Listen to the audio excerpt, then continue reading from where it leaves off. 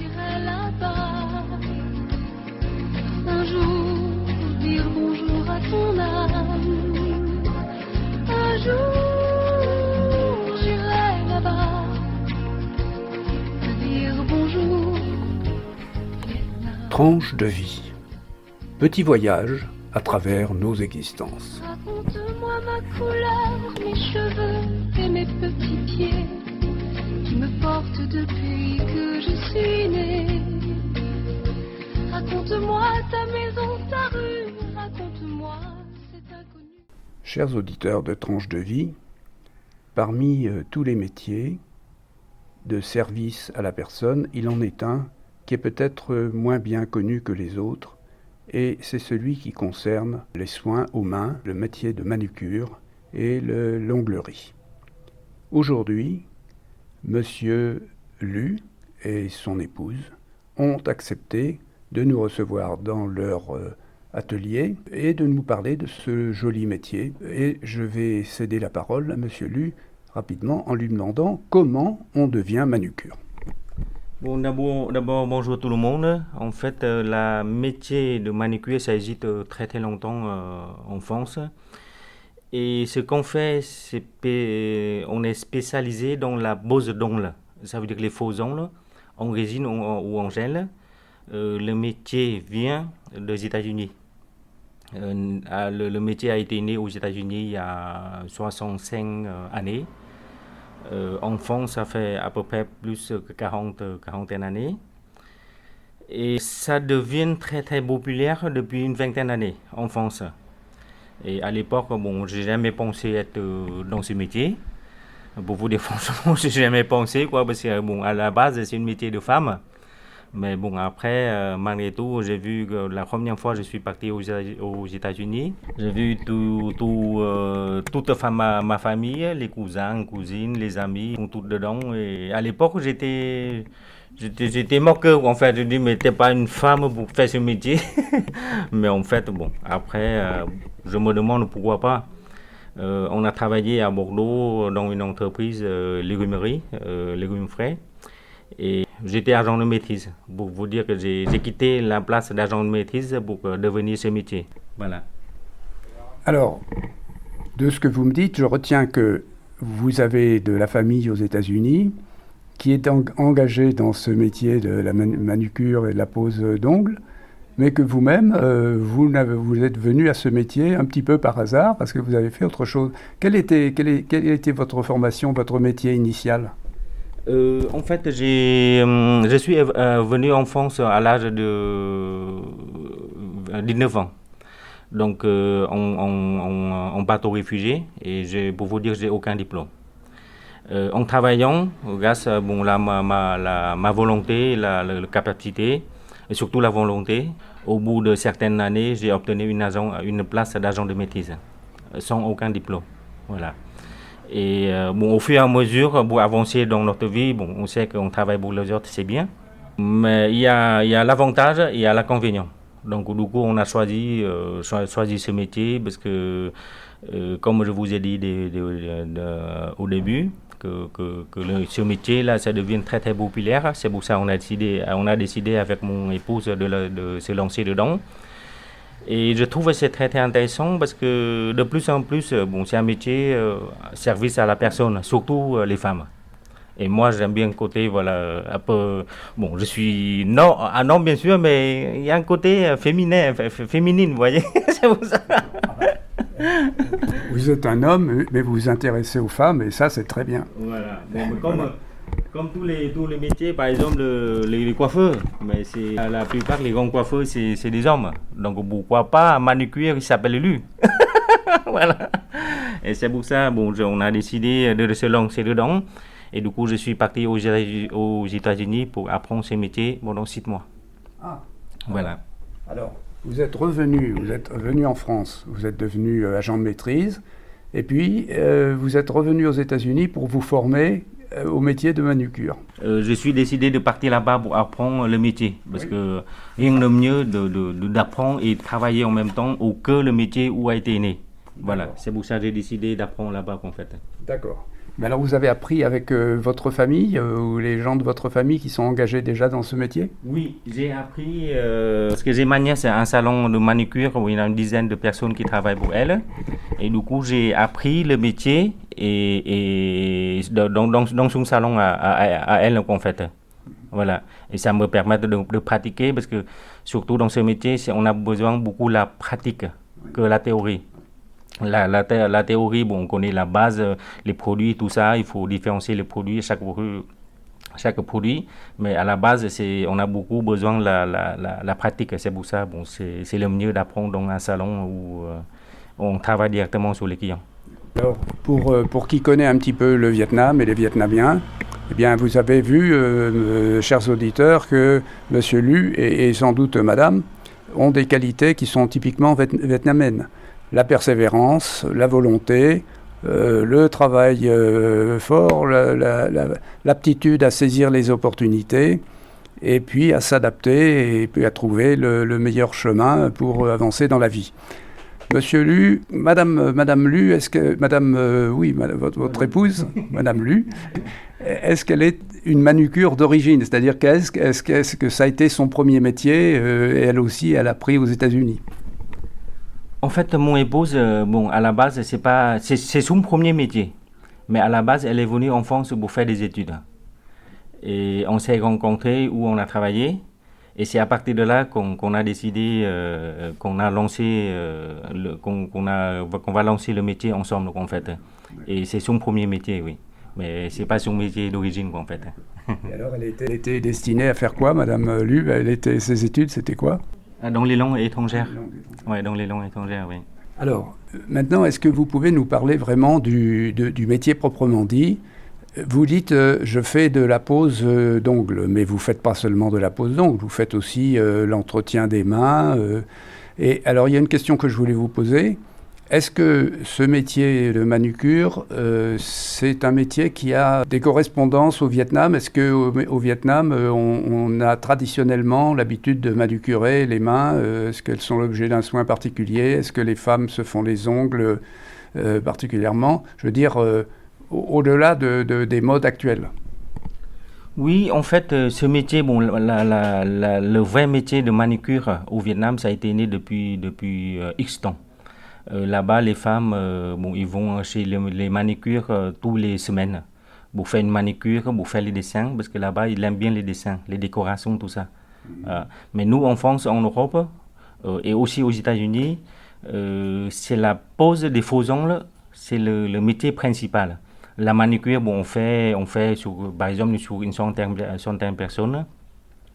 On fait, par exemple, 70% des faux ongles et le reste, c'est des manucures et aussi la beauté des pieds. Surtout quand il fait beau comme ça, on fait aussi la beauté des pieds. C'est un soin qu'on fait. Vous faites manucure et pédicure alors? Non, pas pédicure. Pédicure, seulement la beauté des pieds. D'accord. Oui. D'accord. Alors, j'ai eu la curiosité de regarder sur Internet un petit peu. J'ai demandé au docteur Google s'il pouvait me montrer un vocabulaire de l'onglerie. Et il m'a sorti 4 pages, Oui. Mais vraiment de choses extraordinaires dont j'avais absolument jamais entendu parler. Et alors je me suis aperçu que, en fait, le métier de manucure, notamment pour la pose des ongles artificiels, supposait l'emploi de toute une gamme de produits très, très spécifiques, des limes, des gels, des colles, etc. Est-ce que vous pouvez nous parler un petit peu de ça et puis aussi de l'évolution de la mode concernant les décors? Oui, bien sûr, parce que déjà on parle sur la gamme de produits. On a une très très large gamme. Ça veut dire que ça vaut, je dis un exemple, un pot de 10 mg, ça coûte 10 € jusqu'à 100 €. Donc souvent la prestation, souvent la qualité du produit, c'est souvent, comme nous on travaille sur un produit haut de gamme, ça veut dire que le produit OPI qu'on applique, parce que j'estime que à long terme, parce que c'est vrai qu'on pratique à un tarif assez moyen, mais avec un bon produit. Donc pour assurer aux clients au long terme, parce que notre objectif c'est de vivre dans le long terme, pas Voilà, c'est pour ça qu'on a choisi la gamme de produits OPI. Au début, il n'y a que nous qui a travaillé à cette gamme-là sur PIG. Personne ne connaissait, mais maintenant, il commence ça devient un ampleur en fait en France, la marque OPI.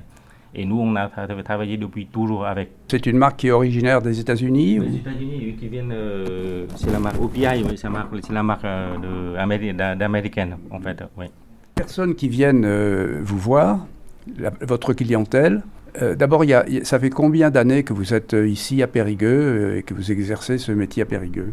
Le mois de juillet, là, ça fait 15 ans qu'on est là. Au début, c'était un peu difficile parce que sur Périgueux, bon, il n'y a pas beaucoup, pour vous dire franchement, il n'y a pas beaucoup l'étranger. C'est pour ça on se sent un peu à l'écart. Mais au fur et à mesure, maintenant, on se sent très, très à l'aise. Et les gens, on est très, très bien accueillis sur Périgueux. On s'adapte très, très bien à notre vie ici. Vous avez mis longtemps à vous constituer une clientèle, c'est-à-dire que quand vous êtes arrivé, les produits que vous avez proposés, c'était des produits qui étaient déjà à la mode et qui étaient recherchés par une clientèle féminine? Oui, en fait, nous, on a mis 2 ans pour créer notre clientèle. Parce que, à Périgueux, c'est une petite ville. Le moment où on n'a pas travaillé comme il faut, on ne travaille pas avec le bon produit, on ne peut pas créer la clientèle. Et nous, on a mis 2 ans pour que les clients nous fassent la confiance. Et heureusement, nous, jusqu'à maintenant, depuis 15 ans, on garde quand même 70% les clients fidèles qui nous a suivis depuis le début. Ça veut dire que depuis 15 ans. Bon, je profite pour votre radio pour dire merci aux clients. Voilà, s'ils m'entendent, bien sûr. Voilà, s'ils m'entendent, mais je vous remercie beaucoup pour votre fidélité. Oui. En tout cas, je connais une dame qui est très contente des services que vous lui rendez. Et voilà. J'aurais même pas besoin d'écouter l'émission pour savoir qu'elle restera votre cliente. Mais alors, vous parlez de clientèle. Cette clientèle, elle est féminine à combien? 80%? 99% en fait. Oui. De temps en temps, on a des messieurs, la plupart, on a un client qui joue, qui est guitariste. Oui. Donc, il fait ses ongles pour jouer la guitare. Moi-même, je joue la guitare, donc c'est pour ça que je mets les ongles en résine. Ça permet de jouer un bon son, voilà, et donc, ça donne un bon son. Et de temps en temps, on a les maris qui viennent faire la potée des pieds et la manucure. Mais bon, c'est marginal. Voilà, c'est marginal en fait. C'est pas un pourcentage important. D'accord. Oui. Et alors, les dames qui viennent vous voir, ce sont vous avez, ça couvre quelle catégorie d'âge? Ça part de femmes très jeunes et jusqu'à des gens déjà d'un âge avancé, comme j'en connais aussi. En fait, c'est pas facile à dire parce que c'est par période. Par exemple, en l'été, on travaille plus avec les clientèles jeunes, occasionnelles, pour le mariage, tout ça. Mais sinon, le reste de l'année, on vit avec les gens à un certain âge. Ça veut dire que à partir de 30 d'années, en fait. Voilà. Et on vit avec ces clients-là. Est-ce que le fait de se faire poser des ongles artificiels est vraiment incompatible avec certains métiers, avec des métiers un peu manuels? Incompatible, non, on peut tout faire avec, mais bon, par exemple, si les femmes qui travaillent à l'hôpital, c'est déconseillé au ce milieu-là. Mais moi, je dirais, le moment si on a les ongles en résine, il faut se laver les mains. Bon, même si on n'a pas les ongles en résine, on ne se lave pas les mains, c'est la même chose. Pour moi, sans ou avec, il faut se laver les mains. Donc, même avec, on peut tout faire avec. Bon, à part si on fait le maçon, mais on ne peut pas mettre des faux ongles. Oui, il y a des limites, mais bon, après, tous les métiers peuvent porter des ongles en résine. Mais alors, là, quelle est la durabilité d'ongles en résine que vous avez posé? Ça va durer combien? Un mois? Plusieurs mois? En fait, à certains endroits, ça peut tenir jusqu'à 2 semaines maxi. Et chez nous, ça peut tenir jusqu'à 4 semaines. Oui. En tout cas, nous, on fait, la durée 4 semaines, c'est la durée maximum. Mais c'est garanti 3 semaines. Ça veut dire que les clients qui sont venus chez nous font une pose d'ongles. Des faux ongles, je veux dire, hein. C'est garanti 3 semaines. Avant 3 semaines, s'il y a problème quoi que ce soit, on prépare totalement gratuite.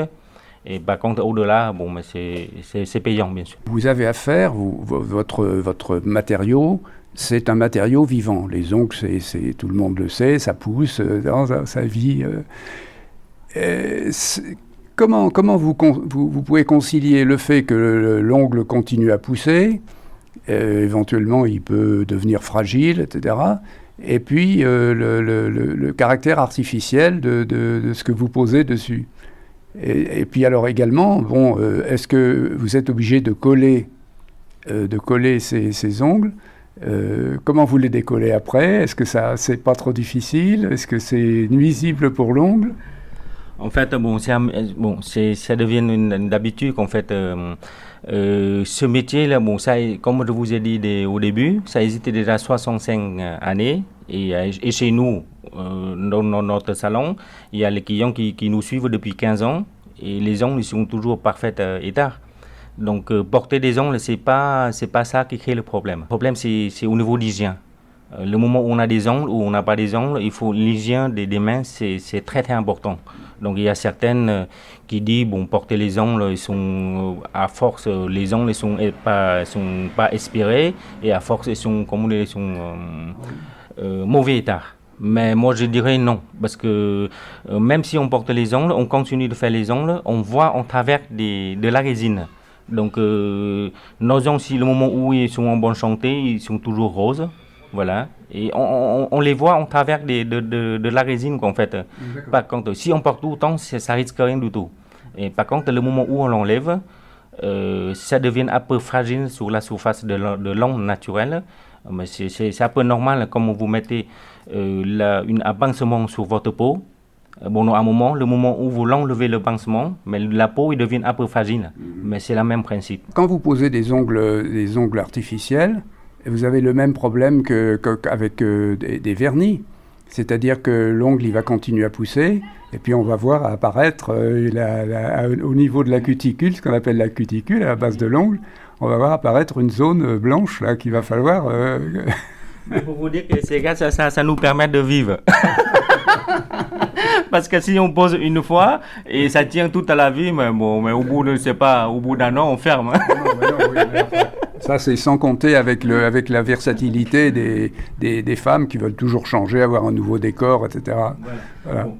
Mais ça, c'est ce qu'on s'appelle le remplissage. En fait, nos ongles naturels, ils poussent à peine moins d'1 millimètre par semaine. Donc, au bout de 3-4 semaines, nos ongles poussent en général 3 millimètres. Et les clients doivent revenir pour faire le remplissage, c'est justement pour compléter la repousse en fait. D'accord. Et là, le travail, c'est... remplissage, ça s'appelle. Voilà. Au début, par exemple, une personne qui l'a jamais fait, elle vient chez nous, ce qu'on s'appelle la pose. Voilà, la pose complète. Et après, au bout de 3 ou 4 semaines, les clients reviennent pour faire le remplissage. Parce que c'est pour compléter la repousse en fait. Et là, il me vient une question un petit peu bizarre. Est-ce qu'il vous est arrivé qu'on vous demande de faire des ongles de personnes décédées? Non, pas encore. En tout cas, si ça doit arriver, on refuse parce que oui. Je ne sais pas si je serais capable de le faire. Vous refuseriez de faire ça? Oui. Ah bon? Oui. Pourtant, c'est pas une atteinte à l'intégrité de la personne. Au contraire, on l'embellit pour faire son dernier voyage. Oui, mais c'est par l'esprit. Je sais pas si je serais capable de faire ce travail-là. Bon, de faire comme ça, en fait, je veux dire. Alors, maintenant, est-ce que vous pouvez nous parler un petit peu des modes? Vous êtes là, vous faites ce travail depuis 15 ans. Vous avez vu sans doute se succéder des décors, des couleurs et des correspondant à des modes successives. Est-ce que la mode des ongles, des décors des ongles et en particulier des ongles artificiels, ça change tout le temps? Oui, ça change comme vous, ça, bon, on sait très bien que la mode, ça s'en va et ça revient. Comme dans tout, en fait, bon, c'est pour ça qu'on s'appelle la vintage. Donc la mode des ongles, c'est pareil. Au début, c'était la French, c'est très très à la mode. La French manicure, c'était à la mode. Maintenant, bon, ça sort une autre. ouais, c'est ça qu'on s'appelle la fine manicure. Ça, c'est toujours, comment dire, c'est toujours à la mode. Mais il y a une autre mode qui est sortie, ce qu'on s'appelle le baby boomer. Voilà, baby boomer. En fait, c'est la freine à la base, mais c'est une freine dégradée avec une couleuse résine très grosse, et ça rend une façon très très naturelle. Et ça, actuellement, c'est à la mode. Avec un nom comme ça, c'est pour des femmes qui ont 50 ans, Non, il n'y a pas l'âge pour ça. Ah bon, d'accord. Il n'y a pas l'âge pour ça, en fait. D'accord. Donc c'est un dégradé de couleur. Voilà, dégradé de couleur de French.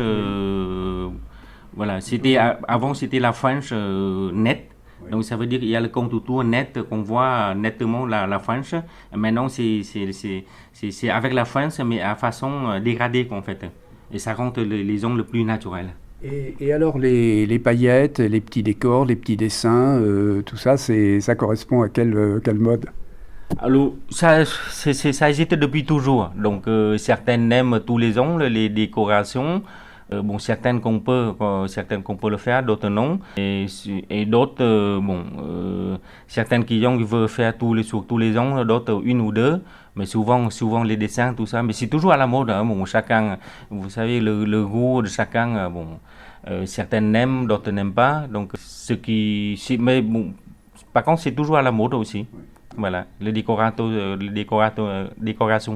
C'est toujours à la mode aussi. Mais bon, après. Est-ce que vous avez plus de clientes parmi les très jeunes femmes que parmi les dames d'un certain âge qui ont le temps puis qui peuvent se faire les ongles? Oui, en fait, on a surtout les décorations, tout ça, c'est souvent chez les jeunes. Par exemple, pour une soirée, tout ça, voilà, les jeunes ils aiment bien faire les décorations, les modes, tout ça. Sinon, les clients à certain âge, restent toujours en classique. Voilà, une bonne partie. Et l'autre, certains pourcentages, aiment bien aussi les décorations. Voilà. Quand une dame vient uniquement se faire vernir les ongles, comme j'en connais une, vous ne refusez pas. Ah, elle vous dit, je ne veux pas me faire poser des ongles artificiels, vous allez me faire un vernis. Non, on n'a pas le droit de refuser. En fait, on est là pour ça, on est là pour travailler, on prend tout ce qu'il y a. Voilà, avec notre possibilité bien sûr, parce que une simple pose de vernis jusqu'à la pose de gel de la résine, ça fait partie de notre métier. Une dernière chose alors sur le métier, pour faire une pose d'ongle, un soin manucure avec dépose d'une série d'ongles artificiels, repréparation des ongles et puis repose d'une nouvelle série, ça prend combien de temps? Ça dépend, ça varie entre 1h et 1h30. Voilà, sur la prestation, oui, c'est souvent, maximum, on donne une large de temps, mais souvent 1 heure et quart au maximum, oui, pour une prestation de la pose. Mais par contre, ici à la dépose, ça peut durer jusqu'à 1h30 en fait. Et pour vous tenir au courant, je suppose qu'il y a des structures syndicales, il doit y avoir des organisations professionnelles, mais pour vous tenir au courant de l'évolution de la mode, et en particulier aux États-Unis, vous avez recours à votre famille? C'est elle qui vous dit attention, ça va arriver, il faut faire attention. Voilà, en fait, on est informé d'abord par notre fournisseur. Voilà, il y a un nouveau produit qui sort. Mais c'est notre fournisseur. Après, on est informé par la famille, bien sûr, aux États-Unis. Comme là-bas, c'est au cœur de ce métier. Et c'est pour ça qu'on est on discute souvent avec notre famille là-bas aux États-Unis. Oui. Mais d'abord, on a été informé par notre fournisseur. Aux États-Unis, plus ça commence plus tôt, ils vous disent attention, ça marche très fort. Alors voilà, comme par exemple le semi-permanent, ça sort il y a à peu près 2 ans et demi. Et à l'époque, à l'époque, non, il y a il y a 2 ans et demi de ça, personne ne connaissait en France. Et j'ai déjà entendu par ma nièce, par notre famille aux États-Unis, il a dit attention, il faut lancer dans ce mode-là parce que ça va bombarder en fait. Voilà. Bon, on a mis le temps, mais finalement on a fait, voilà. Comme, ouais. Le temps passe très vite et malheureusement, est-ce que vous pourriez maintenant, avant que nous terminions, nous dire s'il y a une vie en dehors de l'onglerie? Est-ce que vous avez des passions? Tout à l'heure, vous avez fait allusion au fait que vous jouiez de la guitare et que pour ce faire, vous étiez obligé de vous faire des soins particuliers aux ongles. Alors, en dehors de la guitare, est-ce que vous avez d'autres passions? Et cette passion de la guitare, qu'est-ce que vous jouez? Bon, à part la guitare déjà, bon, je joue toujours dans mon coin parce que bon, à chaque fois, je joue. C'est crié par mon fils, par mon épouse, donc j'ai mon coin chez moi pour jouer la guitare, vous voyez. Bon, c'est pas sympa, je dis ça, mais bon. C'est quand même une passion durable. Oui, c'est une passion durable. Et alors, est-ce que vous avez d'autres, comme on dit violon-dingue en France, ou des hobbies pour désigner ces passions secondaires là? Mais j'ai une autre passion, mais bon, actuellement, la moto. Voilà. Mais bon, actuellement, j'en ai pas. Parce que franchement, je n'ai pas le temps de le faire. Bon, j'ai mon fils, il est petit, donc... mais j'ai quand même la passion, c'est là-dedans, mais malheureusement, bon, parfois, on ne peut pas suivre sa passion. Oui, voilà. D'accord, c'est une passion Ouais. Bon. J'espère que vous avez quand même une petite passion pour la cuisine vietnamienne, qui est si bonne. Ou alors c'est madame qui fait ça? Mais la plupart des cas, c'est mon épouse qui l'a fait la cuisine. Après, bon, il y a certains plats que je dois faire moi-même parce que c'est un plat spécifique. Bon, après, la vie quotidienne, bon, le week-end, tout ça, on fait les bons plats, mais après la vie quotidienne, bon, comme on travaille à deux, on se met à deux, ouais, cuisine, moi je partage la tâche avec elle. Bon, j'estime que c'est tout à fait normal de partager la tâche avec sa femme le moment où tous les deux travaillent. Comme il fait la bonne cuisine, comme le bon cuisine, moi je fais la vaisselle, voilà. Alors quand même, comme vous dites que vous mettez quand même de temps en temps, comme on dit, la main à la pâte. Oui. Alors dites-nous un petit peu quel est le plat que votre épouse réussit le mieux et quel est celui que vous réussissez le mieux, vous? Alors moi, c'est le barbecue. Non, je veux un vrai plat vietnamien. Alors, donc déjà, on parle le plat très courant pour les Vietnamiens, c'est le phở. Vous voyez, la soupe, la fameuse phở là. Vous allez me faire pleurer. Là. Voilà. Et ma femme, mon épouse, elle est très réussie là-dedans. Voilà, j'aime bien. Le phở bœuf, oui. Moi j'aime bien le bœuf, mais le phở gras, le phở boulet là, mais c'est bien que vous connaissez le phở gras, ça veut dire que le phở boulet là, moi je suis content de. Et alors, et madame, alors ça c'est madame, et vous? Oui. Et non, c'est vous ça, le phở. Oui, ça, le phở c'est mon épouse. Bon, il n'y a pas que ça non plus. Moi, qu'est-ce que je peux cuisiner? Le khap le poisson à la vapeur, enveloppé par une feuille de banane. Oui. Voilà, ça c'est ça. On rajoute le poivre, le coriandre, un peu du nirmam, vous voyez la sauce de poisson là, et fait cuire à la vapeur. Ah ça c'est mon plat préféré. Après bon, le goût chacun, voilà ça c'est. On va terminer en évoquant quand même ce cher Vietnam. Pas trop de nostalgie, vous y revenez régulièrement, vous avez une partie de votre cœur qui reste là-bas quand même?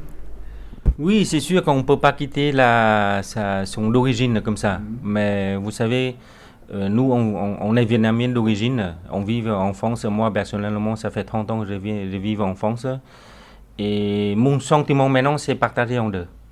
Ça veut dire si je vis ici, sans partir là-bas pour visiter quelque temps, ça nous manque. Par contre, quand on est parti là-bas, ici nous manque. Donc c'est difficile à décrire, certains ne comprennent pas, Mais moi, c'est comme ça que je sens qu'en fait, je sais pas. On essaye d'aller tous les 3 ans. Voilà, parce que surtout j'ai encore ma mère et ma maman, elle est encore, elle a déjà 87 ans, donc j'essaye d'aller, voilà, pour la voir de temps en temps. Ouais. Votre vie a fait que vous avez, comme Joséphine Baker, deux amours, quoi. Votre pays et puis celui-ci. Voilà. Monsieur Lu, madame, qui a suivi la conversation de loin, merci beaucoup. Merci de tout ce que vous nous avez apporté.